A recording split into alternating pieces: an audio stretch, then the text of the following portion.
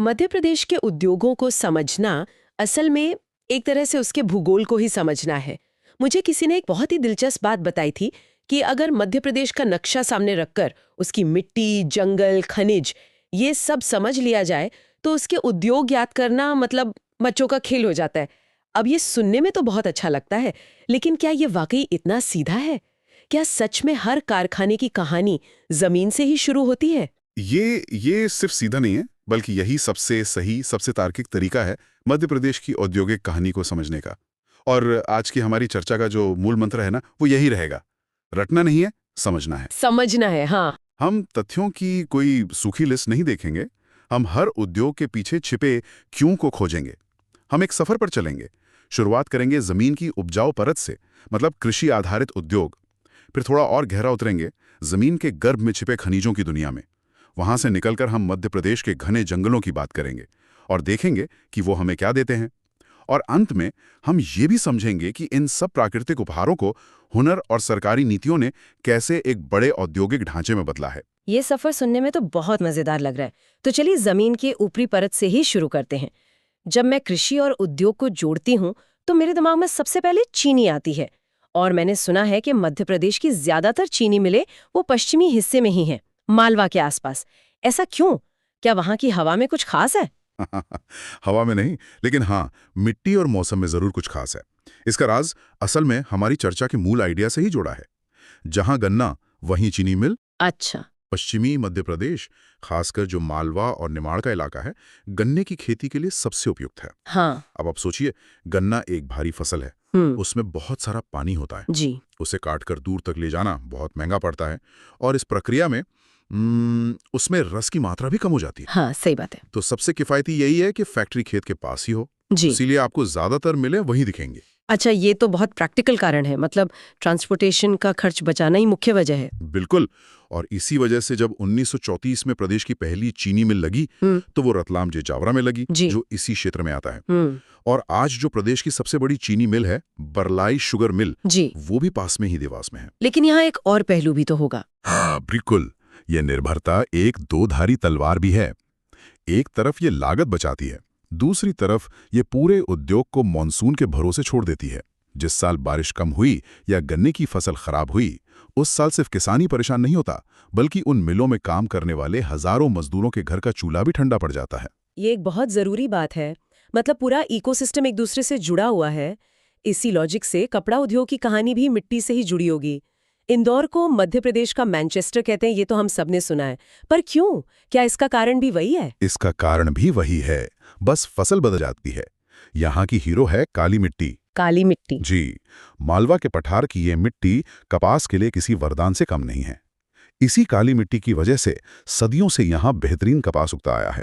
और जहाँ अच्छा कपास होगा, वहीं तो सूत काटने और कपड़ा बुनने का काम होगा, है ना? हाँ बिल्कुल। इंदौर और उज्जैन इसी वजह से कपड़ा उद्योग के ऐतिहासिक गढ़ बने। मध्य प्रदेश का मैनचेस्टर का खिताब सिर्फ एक उपनाम नहीं है, ये उस दौर की याद दिलाता है जब इंदौर की मिलों का कपड़ा पूरे देश में मशहूर था। ये उस शहर के आर्थिक और ऐतिहासिक महत्व की कहानी कहता है। समझ गई। मतलब सिर्फ चीनी और कपड़ा ही नहीं, कृषि से जुड़ा और भी बहुत कुछ होगा। मध्य प्रदेश को तो सोया प्रदेश भी कहते हैं। बिल्कुल। और ये कोई हैरानी की बात नहीं है कि देश के सबसे बड़े सोयाबीन प्रोसेसिंग प्लांट्स में से कुछ आपको मालवा क्षेत्र, खासकर उज्जैन और इंदौर में मिलेंगे।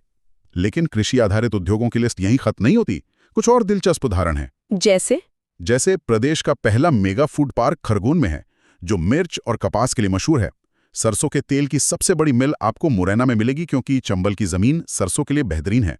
और एक बहुत ही अनोखा और कह सकते हैं रणनीतिक रूप से महत्वपूर्ण कारखाना है नीमच में। नीमच? वहां तो अफीम की खेती होती है ना? एग्जैक्टली। और उसी अफीम से दवाइयों में इस्तेमाल होने वाले अल्कलॉइड निकालने का एक सरकारी कारखाना नीमच में है। ये पूरी तरह से सरकार के नियंत्रण में है, क्योंकि ये बहुत संवेदनशील मामला है। अच्छा। तो आप देख रही हैं, हर उद्योग का धागा उस इलाके की खास कृषि उपज से कैसे जुड़ा है। वाकई जमीन की ऊपरी परत की कहानी तो साफ हो गई, लेकिन मध्य प्रदेश की असली दौलत तो शायद जमीन के सीने में दफन है। चलिए अब थोड़ा गहरा उतरते हैं और देखते हैं कि चट्टानों के नीचे क्या छिपा है। यहाँ का मूल मंत्र भी वही होगा, जहाँ खनिज वहीं उद्योग। और ये मंत्र यहाँ और भी ज्यादा प्रभावी हो जाता है, क्योंकि खनिज जैसे चूना पत्थर या कोयला ये बहुत भारी होते हैं।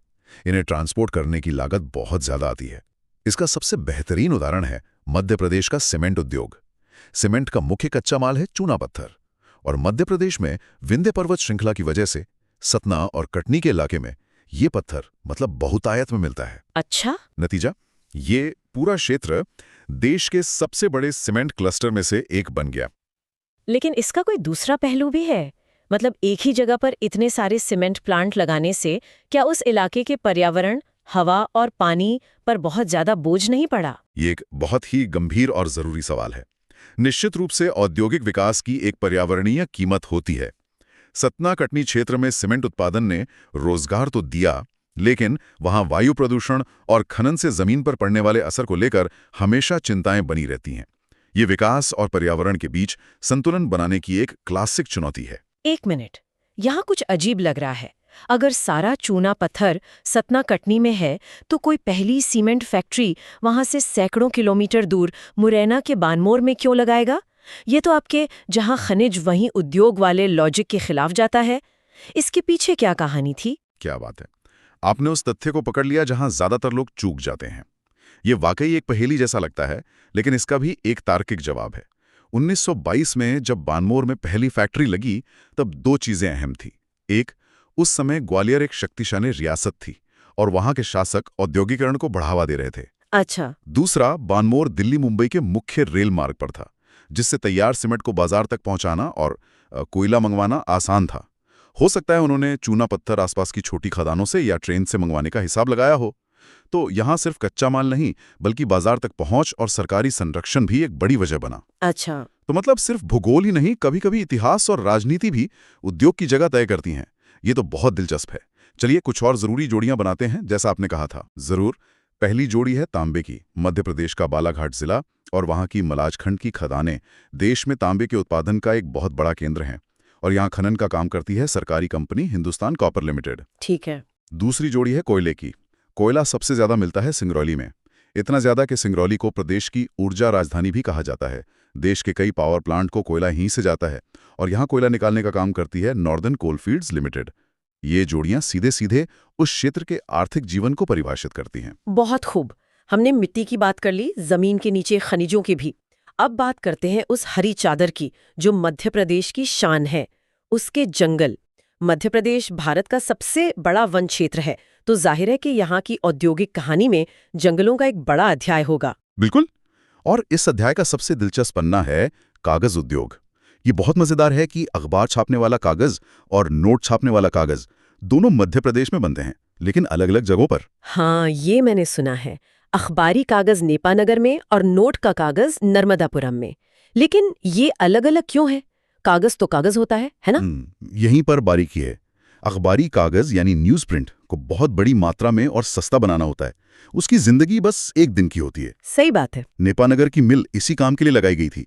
लेकिन नोट छापने वाला कागज, जिसे सिक्योरिटी पेपर कहते हैं, वो बिल्कुल अलग चीज है। उसे बहुत मजबूत होना चाहिए, उसे सालों तक चलना है, और सबसे जरूरी, उसकी नकल नहीं की जा सकती। हाँ, उसमें वो खास धागे और वाटरमार्क होते हैं। एग्जैक्टली। इसे बनाने की तकनीक बहुत जटिल और सुरक्षित होती है, इसीलिए नर्मदापुरम की मिल का महत्व बहुत ज्यादा है। और इन दोनों ही मिलों को अपना कच्चा माल यानी बांस और दूसरी नरम लकड़ी मध्य प्रदेश के जंगलों से ही मिलती है। ये तो कनेक्शन वाकई कमाल का है। और जंगलों से हमें क्या मिलता है? कागज के अलावा और कौन से उद्योग हैं जो पूरी तरह जंगल पर ही निर्भर हैं? कई ऐसे उद्योग हैं जो शायद बड़े ना दिखें, लेकिन लाखों लोगों की रोजी रोटी हैं। जैसे बीड़ी उद्योग। बीड़ी बनाने के लिए तेंदुपत्ता चाहिए, और मध्य प्रदेश देश का सबसे बड़ा तेंदुपत्ता उत्पादक है। इसका सबसे बड़ा केंद्र है जबलपुर।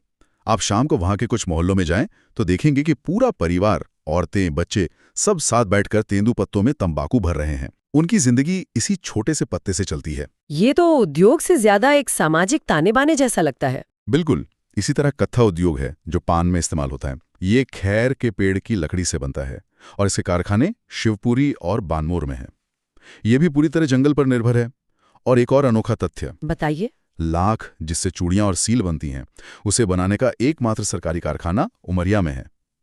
ये सारे उद्योग सीधे तौर पर जंगल की उपज और वहां रहने वाले खासकर आदिवासी समुदायों के जीवन से जुड़े हैं। अब तक हमने उन उद्योगों की बात की जो जमीन से या जंगल से कच्चा माल लेते हैं, लेकिन कुछ उद्योग ऐसे भी हैं जो सिर्फ व्यापार नहीं बल्कि संस्कृति और कला को जिंदा रखते हैं। ये कारखानों में नहीं बल्कि लोगों के हुनर में बसते हैं। जैसे चंदेरी और महेश्वरी साड़ियां। ये बिल्कुल सही दृष्टिकोण है। इन उद्योगों को इसी नज़र से देखना चाहिए। चंदेरी और महेश्वरी साड़ियां सिर्फ धागों का ताना बाना नहीं है, ये वो विरासत है जो पीढ़ियों से चली आ रही है। ये वो कला है जो एक हुनरमंद हाथ से दूसरे हाथ तक पहुंचती है। जब आप एक चंदेरी साड़ी खरीदती हैं तो आप सिर्फ एक कपड़ा नहीं, बल्कि उस बुनकर के महीनों के हुनर, उसके परिवार की कहानी और उस पूरे शहर की पहचान को अपने साथ ले जाती हैं। इन्हें जीआई टैग भी मिला हुआ है ना? जी बिल्कुल, इन्हें सरकार ने जीआई टैग देकर संरक्षित भी किया है। रेशम उत्पादन में भी मध्य प्रदेश का नाम है। मैंने एक उपाधि सुनी है, सिवनी को मध्य प्रदेश का लखनऊ कहा जाता है। अब लखनऊ तो अपनी चिकनकारी और नजाकत के लिए मशहूर है, तो सिवनी से उसका क्या संबंध है? ये एक बहुत अच्छी तुलना है। सिवनी जिला एरी सिल्क नाम की एक खास किस्म के रेशम के उत्पादन के लिए मशहूर है। जी। जिस तरह लखनऊ अपनी एक खास कला के लिए देश भर में जाना जाता है, उसी तरह सिवनी ने रेशम उत्पादन में अपनी एक अलग पहचान और विशेषज्ञता बनाई है। इसीलिए उसे ये उपाधि दी गई है। ये सिर्फ एक नाम नहीं, बल्कि सिवनी की रेशम उद्योग में महारत को दर्शाता है। बिल्कुल। तो अब तक हमने उद्योगों को उनकी उत्पत्ति के आधार पर समझा, लेकिन इतने सारे उद्योगों को एक साथ लाना, उन्हें व्यवस्थित करना और बढ़ावा देना, ये भी तो एक बड़ा काम होगा। सरकार ने इन सबको एक छत के नीचे लाने के लिए क्या किया? इन औद्योगिक केंद्रों की क्या भूमिका है? बहुत अच्छा सवाल है। सोचिए, एक उद्यमी को फैक्ट्री लगानी है। उसे जमीन चाहिए, पानी का कनेक्शन चाहिए, बिजली चाहिए, अच्छी सड़कें चाहिए। अगर उसे इन सब चीजों के लिए 10 अलग-अलग दफ्तरों के चक्कर काटने पड़े, तो शायद हिम्मत ही हार जाएगा। हाँ, ये तो है। इसी समस्या को सुलझाने के लिए सरकार ने औद्योगिक केंद्र बनाए। ये ऐसी जगहें हैं जहां उद्योगों के लिए सारी सुविधाएं एक ही जगह पर दे दी जाती हैं। जैसे धार जिले का पीथमपुर, मैंने सुना है उसे भारत का डिट्रॉइट भी कहते हैं। एकदम सही। डेट्रॉइट अमेरिका का वो शहर है जो ऑटोमोबाइल उद्योग का मक्का माना जाता है। पीथमपुर को ये नाम इसलिए मिला क्योंकि यहाँ देश की बड़ी-बड़ी ऑटोमोबाइल कंपनियों जैसे आइशर, महिंद्रा और उनके पार्ट्स बनाने वाली सैकड़ों छोटी-बड़ी कंपनियों का जाल बिछा हुआ है। अच्छा, एक पूरा इकोसिस्टम है। जी। इसी तरह रायसेन में मंडीद्वीप, भिंड में मालनपुर और मंडला में मनेरी कुछ और प्रमुख औद्योगिक केंद्र हैं। ये नाम याद रखने जरूरी हैं क्योंकि ये प्रदेश के औद्योगिक नक्शे के अहम ठिकाने हैं। और इन उद्योगों को चलाने के लिए पैसा कहाँ से आता है? सिर्फ केंद्र बना देना तो काफी नहीं होगा, उन्हें आर्थिक सहारे की भी जरूरत पड़ती होगी। सही बात है। और ये सहारा भी सरकार ने संस्थागत तरीके से दिया। इस विकास के क्रम को समझना दिलचस्प है। आजादी के बाद 1955 में मध्य प्रदेश वित्त निगम की स्थापना हुई। इसका मुख्य काम था उद्योगों को पैसा या ऋण उपलब्ध कराना। फिर सरकार को महसूस हुआ कि बड़े उद्योगों के साथ साथ छोटे उद्योगों पर भी ध्यान देना जरूरी है, क्योंकि सबसे ज्यादा रोजगार वही देते हैं। हाँ। तो उनकी मदद के लिए 1961 में लघु उद्योग निगम बनाया गया। ये दिखाता है कि कैसे धीरे धीरे औद्योगिक विकास को एक ढांचा और संस्थागत समर्थन दिया गया। तो आज की पूरी चर्चा का सार यही निकलता है कि मध्य प्रदेश के औद्योगिक नक्शे को समझने के लिए तथ्यों की लंबी सूची रटने की बिल्कुल जरूरत नहीं है। हर उद्योग की जड़ें कहीं न कहीं भूगोल में है, चाहे वो मालवा की काली मिट्टी हो, सतना का चूना पत्थर हो या फिर बालाघाट के जंगल।